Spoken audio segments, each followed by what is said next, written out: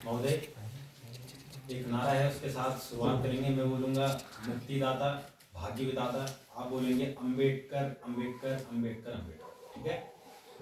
मुक्तिदाता भाग्य विधाता अम्बेडकर अम्बेडकर अम्बेडकर, मुक्तिदाता भाग्य विधाता अम्बेडकर अम्बेडकर अम्बेडकर। जय जय जय जय भीम, जय भीम जय भीम, जय जय जय जय जय भीम, जय भीम जय भीम। बाबा साहेब अमर रहे, बाबा साहेब अमर रहे। एक छोटी सी शायरी के साथ शुरुआत करते हैं। ना गीता से ना कुरान से, ना गीता से ना कुरान से, यह देश चलेगा सिर्फ और सिर्फ बाबा साहब से निर्मित संविधान से। सभी सम्मानित साथियों को मेरा क्रांतिकारी जय भीम। सर्वप्रथम बहुजन समाज में जन्मे सभी संतों, महापुरुषों, आदि कवियों, वीरांगनाओं को सशक्त नमन व प्रणाम करता हूँ। वह मंच में उपस्थित मुख्य अतिथि व यहाँ पर उपस्थित सभी छात्रावास के छात्रों का आभार व्यक्त करता हूँ कि आपने हर वर्ष की बात ही इस वर्ष भी हमें इस मंच से बोलने का कुछ मौका दिया है। तो अम्बेडकर जी के जीवन परिचय में कुछ बहुत शब्द रखते हैं, रखने की कोशिश करेंगे और कुछ भी त्रुटि हो तो सभी से चाहेंगे कि माफ़ी दीजिएगा। तो अम्बेडकर जी, आज का दिन जो है, सर्वप्रथम मैं आपसे ये बता देना चाहता हूँ कि डॉक्टर बाबा साहब भीमराव अम्बेडकर जी की 135वीं जयंती की आप सभी सम्मानित साथियों को और देशवासियों को हार्दिक शुभकामनाएं और मंगलकामनाएं। साथियों, परम पूज्य महाबोधिसत्व, ज्ञान के प्रतीक, जीवनदाता, विधाता, कानून के रचयिता, संविधान के शिल्पकार, विश्वगुरु, भारत रत्न बाबा साहब डॉक्टर भीमराव अम्बेडकर पूरे संपूर्ण विश्व पटल में कोई पहचान के मोहताज नहीं है। विदेश भर में अलग अलग देशों में अलग अलग जगहों पे हमारे संविधान निर्माता की तस्वीरें हैं, मूर्तियां हैं, प्रतिमाएं हैं, रोडें हैं, सड़कें हैं। साथियों, आज मैं आपके समक्ष ये बातें रख पा रहा हूँ, यह बोल पा रहा हूँ इस तरीके से, यह कपड़े पहन पा रहा हूँ, इस जगह पर मैं खड़ा हूँ, तो ये सिर्फ और सिर्फ डॉक्टर बाबा साहब भीमराव अम्बेडकर की वजह से। साथियों, अम्बेडकर जयंती वर्ष के 365 दिन में से एक दिन आती है, आप सभी लोग जानते हैं। लेकिन मैं अपने युवा साथियों से और इस देश की समस्त जनता से यह कहना चाहूँगा कि साल भर के 365 दिन में एक दिन अम्बेडकर जी को याद करके अम्बेडकर जी के भविष्य, अम्बेडकर जी के सपने के लिए और अम्बेडकर जी की विचारधारा इस प्रकार से कभी आगे बढ़ नहीं सकती है। अगर अम्बेडकर जी की विचारधारा और अम्बेडकर जी के द्वारा बनाए गए सपने को आप लोगों ने आगे बढ़ाना है, तो आपने पल पल हर दिन अम्बेडकर जयंती मनानी पड़ेगी, हर दिन अम्बेडकर जी को जीना पड़ेगा, हर दिन अम्बेडकर जी को एहसास करना पड़ेगा। महज वर्ष भर के 365 दिन में से एक दिन अम्बेडकर जी को याद करने से, एक दिन स्टेटस लगाने से, एक दिन अम्बेडकरवादी बन जाने से यह तय नहीं होता कि आप अम्बेडकरवादी हैं। अम्बेडकरवादी होने का मतलब सबसे पहले तो आप यह समझिए कि अम्बेडकरवादी होता क्या है। अम्बेडकरवादी का मतलब होता है, सबसे पहले तो वो अंधभक्ति से परे होता है, भक्ति भावना से वो परे होता है, सामाजिक रीति रिवाजों से वो परे होता है। उसके लिए सिर्फ और सिर्फ दाता, विधाता, परमपिता परमेश्वर यह प्रकृति है।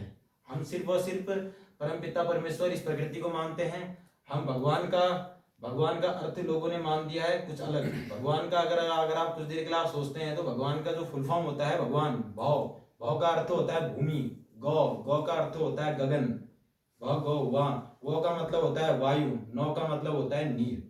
यह भगवान की परिभाषा है।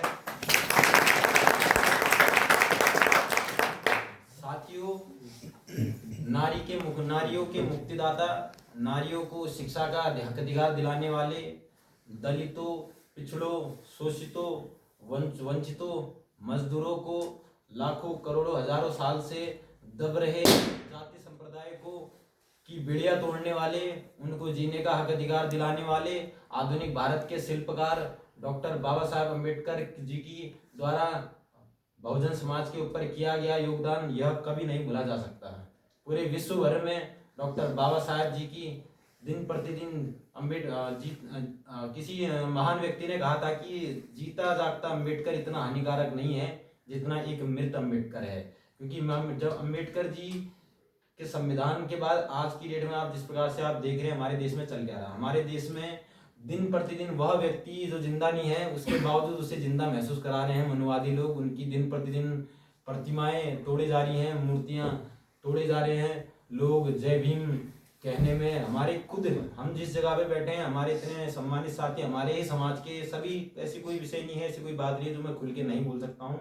क्योंकि यह सबसे पहले तो आप यह जान लो कि अम्बेडकर छात्रावास है और यह अम्बेडकर जी के कर कमलों के द्वारा निर्मित छात्रावास है। यहाँ हम सभी एक ही समुदाय के लोग हैं। हमारे समुदाय के लोगों में भी भारी भाईचारे की कमी है। हमारे ही समाज में लोगों में विभिन्न जाति संप्रदाय, इतने लाखों करोड़ों जाति संप्रदाय, तो आप छोड़ दो कितनी जाति संप्रदाय, खुद नहीं जानते, सबने अपने अपने प्रकार के जाति संप्रदाय बनाए हैं। लेकिन हमारे ही समाज के लोगों में दिन प्रतिदिन भाईचारे का अभाव मैं देखते जा रहा हूँ। डॉक्टर बाबा साहब भीमराव अम्बेडकर जी ने एक नारा दिया था, शिक्षित बनो, संगठित रहो और संघर्ष करो। मैं सभी लोगों के मुंह से और सभी लोगों के स्टेटसों में दिन प्रतिदिन देखते जा रहा हूं कि यह स्टेटस दिन प्रतिदिन वायरल किया जा रहा है। लेकिन क्या कोई साथी यह जानता है कि इस नारे का, इस विचार का अर्थ क्या है? शिक्षित बनो। शिक्षित बनो का मतलब क्या यही है कि हमने इंटर पास कर लिया, उसके बाद हमने कॉलेज कर लिया और बस एक नौकरी कर ली? क्या यही शिक्षा है? यह शिक्षा नहीं है। शिक्षित का मतलब होता है आप सच को सच, गलत को गलत कह सको, इसे कहते हैं शिक्षा। संगठित बनो कह के गए थे। संगठित बनो कहने का मतलब अम्बेडकर जी का मतलब यह नहीं था कि आप अलग अलग संगठन बनाओ और संगठन अलग अलग बना के आपस में ही बढ़ जाओ और अपने को ही कमजोर करो। यह संगठित कहने का मतलब इनका नहीं था। संघर्ष करो।